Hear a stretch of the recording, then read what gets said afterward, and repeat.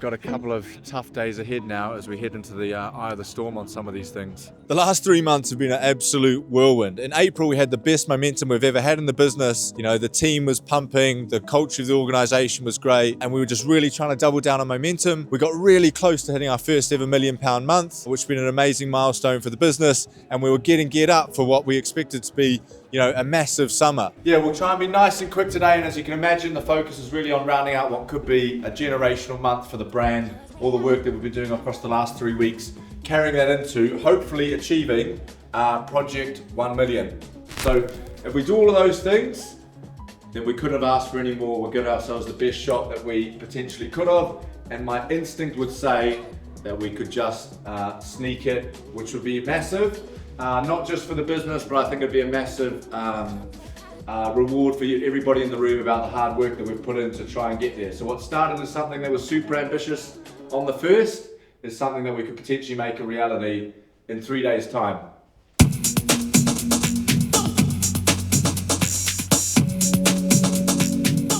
Coming into May, we really thought that momentum was going to carry on, but what transpired is we actually had a huge drop off in May. We were sort of 20% back from where we were in April, which for us was equivalent to like £200,000 of sales, which is huge for a business, you know, like ours, especially when we thought that momentum was going to continue. And within that, getting ready for the end of the year, that momentum, we've been testing loads of new products. We've been getting ready for some of those exciting things coming towards the end of the year. So we kind of thought, let's not panic here. You know, a bad game doesn't make a bad season. We'll bounce back in June and sort of really get stuck into the second half of the year. But what sort of transpired in the first week of June is that momentum didn't come back. It was looking like it was going to be another soft June. That's really uncovered that we have some big problems in the business that if we don't sort out are putting us at huge risk.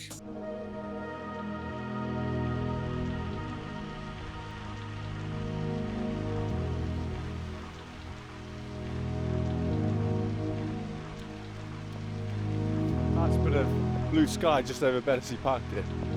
But we got absolutely smoked.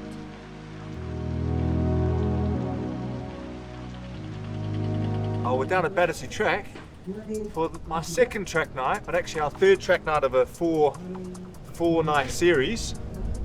We're running late again as usual. The growth team are at me again in the office, but we're figuring problems out. Not sure what the session is, but I'm not particularly looking forward to it, to be honest. A bit sore from touch last night.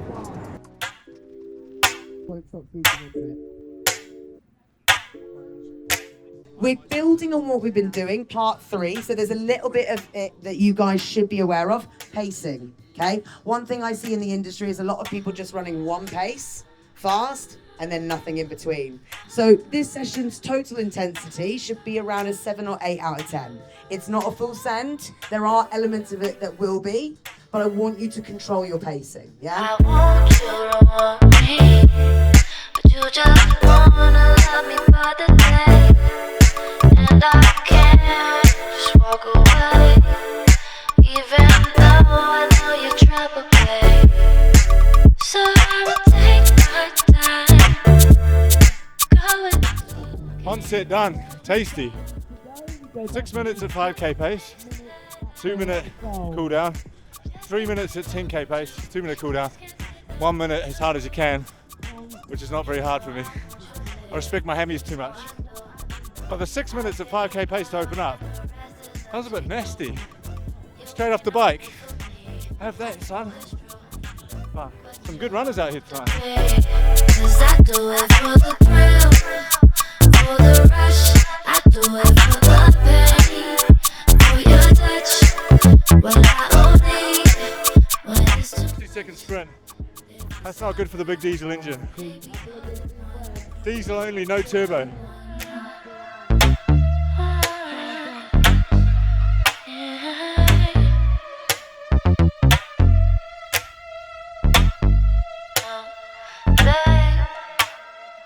That was tasty. I don't know if I was ready for that, getting off the bike. Considering I'm around the people the whole day who know what the session is, I should have probably got a little heads up. But yeah, it was good. Some great runners out here tonight.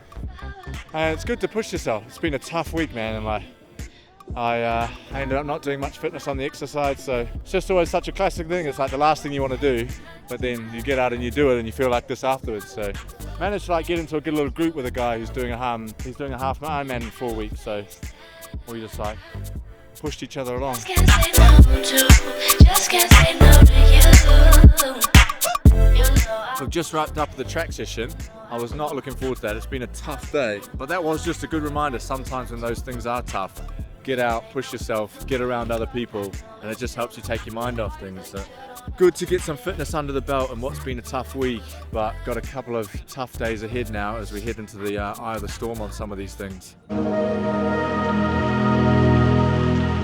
So the main issue that we have in the business right now, which is a tough issue to solve in a short space of time, is we don't have a strong daily product to go to that people are going to be using outside of their training blocks. And with the news about protein, which we hope was going to solve that part of that issue for us, moving, we're now in a real rush to look at the innovation pipeline, to think about some of those things and products that we've been considering and try and accelerate them to bring them into the portfolio this year. One of the other things that's really tough in a young growing business is when you're not very mature, actually looking back at what happened last year isn't necessarily helpful. And if you're a big business and you understand your year, you understand the ups and downs of your sales cycles, your marketing calendars, your seasonality, that can be really easy to forecast the year that's coming. But for a brand like ours, when we look back at last year, April was a good month for us. We actually had a really strong month in May last year. But when we look back again at that, we launched watermelon in May last year. We also didn't have gels. In June last year, we actually had a good month. It was one of our better months last year. But last year, when we look back at that, we ran a nationwide Strava challenge. We had 110,000 people sign up to our Strava run. So that's been one of the things that's been more difficult, is we don't necessarily feel like we were underprepared coming into May and June. We'd be thinking about some of these things, but the way in which they unfolded just wasn't as we thought they would. So these are the ones that we were up testing last week. And in order for them to sit properly, we have to let them sit for 24 hours to make sure that they settle properly in the carbonation, etc. And that's what's arrived, ready to test with the gang.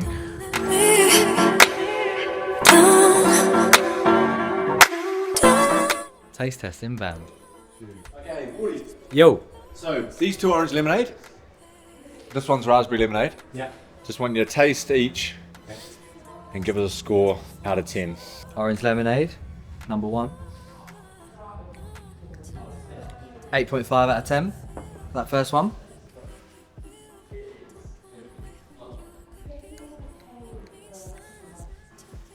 A lot more lemon in there. Don't like that as much. Bit more bitter. Probably go for a 6. Raspberry lemonade. Ooh, that's nice. Good with the sweetness. We're gonna go. I actually still think I'm gonna go 8.5 for that one as well. I'm not a general orange drinker, so I'm gonna give that 7.5.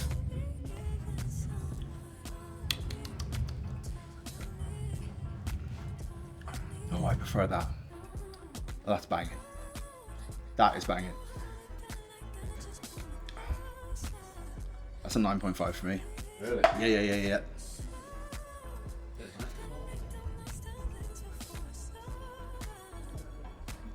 Sweeter. Still like it, but not as much. What do I give the first one? 8. 7. Almost is what? Raspberry lemonade.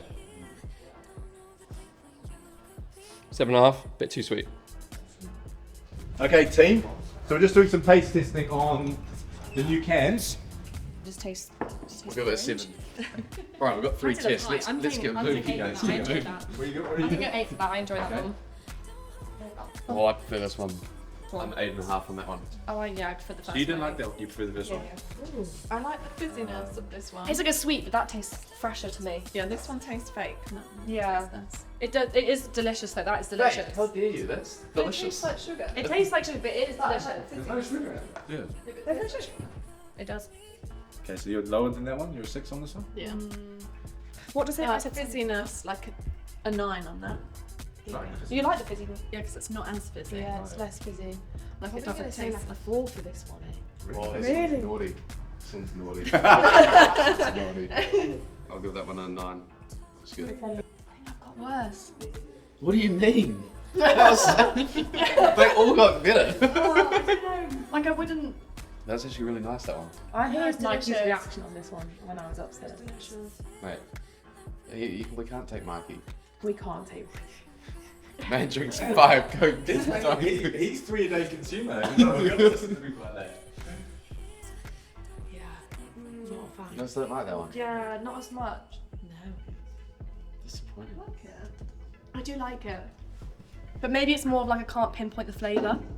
Raspberry lemonade. What do you mean? I've been told the flavour. I've told you the flavour. Yeah, I think I'm going for a 4. Is it? I go 6 on that one. On what terms? It just tastes like sherbet, sugary. It tastes sugary. Doesn't Sugary. taste natural. But it's no sugar. It's no sugar. You know the golden goose? Yeah. That's like sugar, but it doesn't have sugar. That's what you want. Yeah. Like, no? Yeah, but it doesn't taste healthy. Like I feel like I would have that. Yeah, and then personally, my- I wanna my feel- teeth- What is I this? feel like my teeth will fall out. Yeah. Isn't yeah. that a buzz that you're Yeah. like, oh my god, this tastes amazing and it's healthy? Is that not like And it's that? got no sugar. It's There not- is that kind of healthy drink that is tasty, it tastes healthy. Yeah. You know what I mean? And so a couple of the things we've got coming in the summer, we're actually developing a flavour with one of our athletes. We've never done that before. They'd never done that before, so that's really exciting. That's coming at the end of July. And then at the end of August, we've been speaking to our customers, our community, asking them the flavours that they want. And this is one of the most requested sort of niche flavours that we think is really exciting. So those two things are coming up in the summer. And then from September onwards, we're going to be looking to bring in some exciting innovation to help solve the issues that I'm talking about. So one of the things that's really difficult about this section that we now found ourselves in is we need to do a number of things in the short term to just like consolidate the business, make sure we're not overspending on marketing and chasing revenue or chasing acquiring new customers in a period of time where there's not as many customers in the market for the products that we sell, and make sure that we're consolidated there and we're not, bleeding cash and spending money unnecessarily. At the same time, whilst doing that, go and try and make some accelerations in our gate process for our innovation that we've been thinking about. So we kind of think about innovation in 4 key steps. We have gate 1, which is like the idea. We have gate 2, which is our customer feedback, consumer research phase.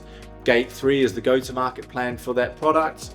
Thinking about the supply chain, thinking about the COGS, thinking about the size of the prize, the potential of that product. And then we have gate 4, which is 12 months after we've launched a product, looking back at the go-to-market plan. Did it do what we said it was going to do? Did it achieve the results that we thought? Has it, provided solved the problem for our customers? So what's been required now is we're trying to accelerate some of those processes. So we did have some things in for January next year that we're going to be bringing forward. We've been talking about a daily hydration product. We've also been talking about a 45 gram sort of more race gel focused gel. In addition, we've been testing the cans with our community to understand if that's something like we go into. And then we've got another innovation, which I won't touch on here because it would be a first to market product that we're trying to accelerate to see if we could do something like that in October. So it basically means running at a number of innovation products while making sure the business is steady and still got what it needs. Yeah, so it has been a really tough period for me personally because at the last week of April, the momentum being how it was, the riding the wave of that momentum and the buzz in the office, it's very easy to lead a business when sales are up and to the right. And when it's not like that, it's really difficult. You question yourself a lot, you question the decisions that you've made, you question if we're doing the right things and we're focused on the right things. But I'm someone who has always felt when things are really hard, just do the basics very well.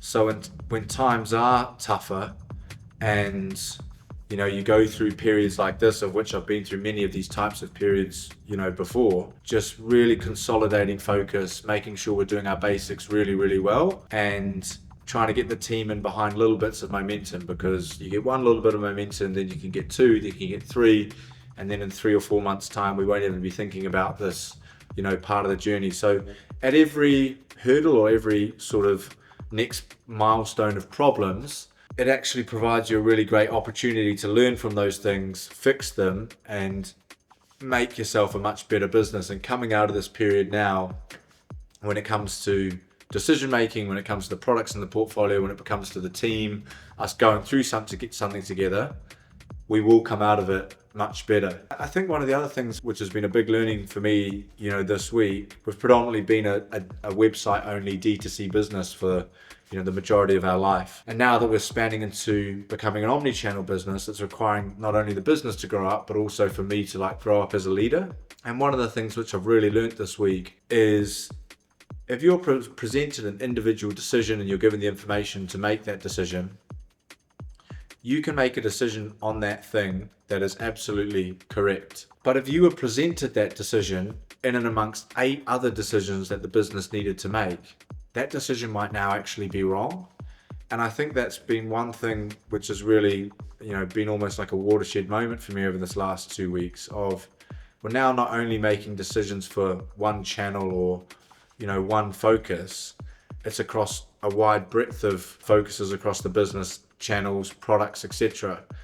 And over the last few months, I have made some bad individual decisions on things like stock purchasing, how much money we have tied up in inventory, you know, dates of which we were trying to release things like protein in June and then moving it to September and now delaying it. And on reflection, if I could go back now and have all those things laid out on a table at one time, I probably would have done them a lot differently. So that's definitely a learning that I didn't have a year ago that I'm going to be taking forward now. Hey guys, that time of the video to pick another comment winner from last week. Remember, every week I'm going to be picking a winner. All you have to do is be subscribed to the channel, like the video, and drop a comment. And I'll send you out a couple of pieces of apparel and a few months supply of Pure Sport product. Pick a winner. And this week, winner is Cots, Marshall Leo. Drop me a message on Instagram at Daniel Temm, and I'll send you out a package.